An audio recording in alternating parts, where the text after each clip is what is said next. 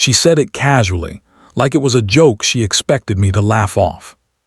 "If you beat me in a swim," my boss said, pushing her sunglasses down just enough to look at me over the rim, "I'll reward you with one night." The pool shimmered under the afternoon sun. Private, quiet, too quiet for words like that. I froze for half a second, not because I wanted to say yes, but because I realized something dangerous in that moment. She wasn't teasing. She was testing me. I worked for her for 3 years. She was brilliant, ruthless when she needed to be, admired by everyone in the company, and yes, beautiful in a way that made people underestimate her intelligence. I had never crossed a line, not once. But that day at the company retreat she had been different, less guarded, more human, like she'd finally stepped out from behind the title. I slipped my phone onto the pool chair and met her gaze.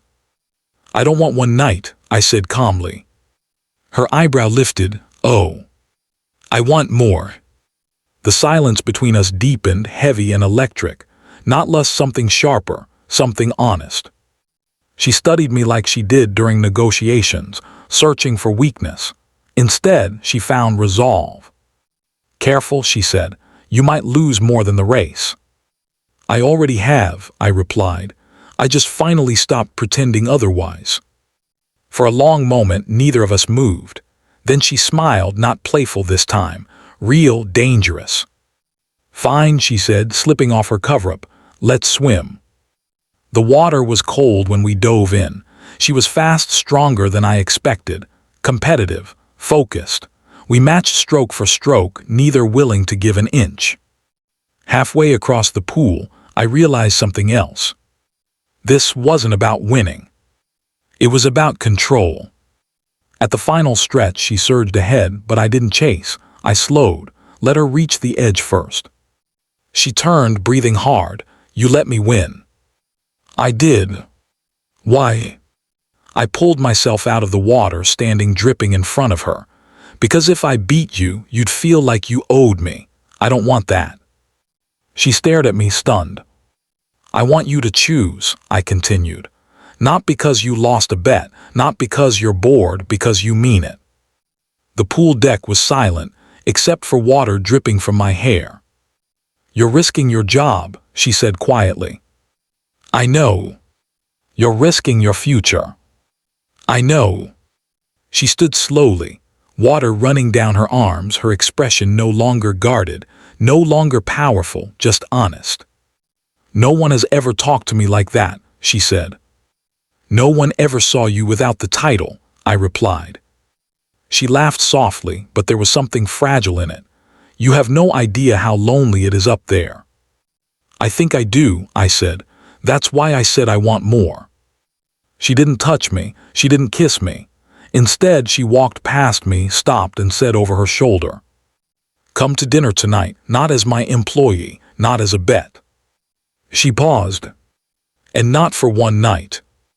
That evening, across a quiet table with no witnesses and no power between us, she finally let herself be seen. And I realized something just as dangerous as desire. Sometimes the greatest reward isn't what someone offers. It's what they're brave enough to give freely. I showed up to the restaurant 10 minutes early. Not because I was nervous, at least that's what I told myself, but because something about that afternoon had shifted the ground under my feet. This wasn't a game anymore. It hadn't been, not really, the moment I said I wanted more. She arrived exactly on time.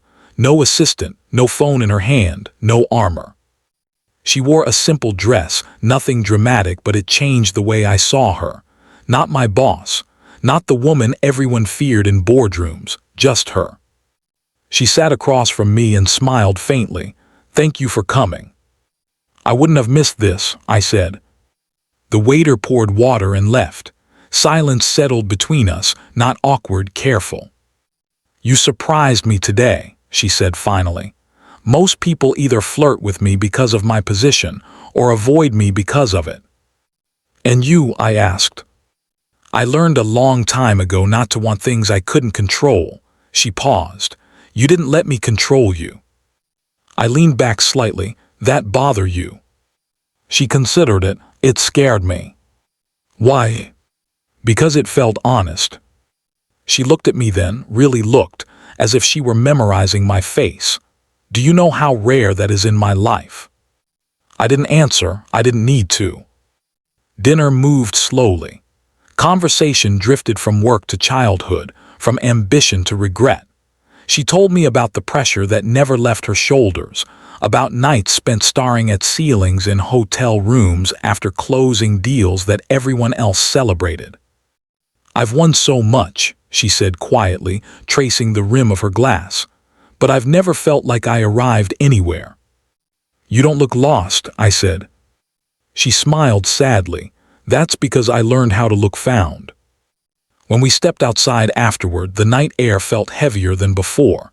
She didn't immediately move toward her car. Neither did I. This is the part where things get complicated, she said. It already is. She nodded. If we cross a line, there's no pretending tomorrow. I'm not interested in pretending. She exhaled slowly, like she'd been holding her breath all evening. I could fire you, she said, not threatening, just honest. I know. I could lose credibility. I know. And still, she added, her voice barely above a whisper, I don't want you to walk away. That was the moment. Not the pool, not the bet, not the tension. That. I stepped closer, not touching her, leaving space for choice. Then don't ask me to. She searched my face for something, doubt maybe, or fear. She didn't find it. Come with me, she said. We drove in silence, but it was different now. Charged, intentional. When we reached her place, she stopped at the door, keys in hand. This doesn't end tomorrow, she said. I can't do something temporary. Neither can I. She studied me one last time, then unlocked the door. Inside, the lights were soft, the walls quiet. She took off her shoes and turned to face me, vulnerability written across her posture. I've been powerful for so long, she said. I don't know how to be anything else. You don't have to be, I said, not with me. She stepped into my space then, not rushed, not reckless, and rested her forehead against my chest just like that. No kiss, no rush. Just closeness. Stay, she said. I did. And sometime later, as the city slept and the world outside her windows kept moving, she looked at me and said something that mattered more than any reward she could have offered. Tomorrow, we'll figure everything out. I nodded, together. And for the first time, she believed she didn't have to win alone. Morning came quietly. Not with alarms or urgency, but with soft light slipping through the curtains and the faint sound of the city waking up far below. I opened my eyes slowly, unsure for half a second where I was. Then I felt it, the calm, the kind that only comes when nothing is being asked of you. She was already awake. She stood by the window, wrapped in a loose sweater, coffee cup in her hands. No makeup, no sharp edges. Just a woman looking out at a world she usually conquered instead of observed. I didn't wake you, did I? She asked without turning. No, I said. I think I woke up because you weren't next to me. She turned then, surprised by her own smile. That's dangerous talk. So is everything about us, I replied. She leaned against the counter, studying me the way she always studied balance sheets and risks, except now there was no calculation in her eyes, just curiosity, and something like hope. We can't ignore what this is, she said, or what it means. I'm not asking to, I said. I'm asking to face it honestly. She nodded slowly. Then we need rules. I sat up, okay. No secrets, no power games, and no pretending this is casual. That's fine, I said. I don't do casual. That made her laugh softly, but then her expression grew serious again. And at work, we have to be careful. People will talk. They already do, I said. About you, about me, about everyone. She sighed. I built my life making sure no one could ever say I didn't earn my place. And you did, I said. Nothing about that changes. She stepped closer. But being with you changes how people see you. I'm okay with that, I said. Are you? She didn't answer immediately. Instead, she reached out and took my hand, her grip firm but warm. I'm tired, she said quietly. Tired of always choosing what's safe. Then choose what's real, I said. She looked at our joined hands like they surprised her. Do you know how long it's been since someone didn't want something from me? I want you, I said. Not your position, not what you can give me, just you. Her breath caught, she didn't pull away. Later that day, we walked into the office separately, professional, controlled. But something had shifted. It was in the way her eyes found mine in meetings, in the way my name sounded different when she said it. At lunch, she sent a simple message. Come to my office. I knocked. She looked up from her desk, composed again, but when the door closed, she exhaled. This is harder than I thought, she admitted. It's also worth it, I said. She smiled. You sound very sure. I am. She stood and walked around the desk, stopping just close enough to feel familiar. I've spent my life winning, she said, but this feels like choosing. Choosing isn't weakness, I said, it's courage. That evening she invited me to dinner again.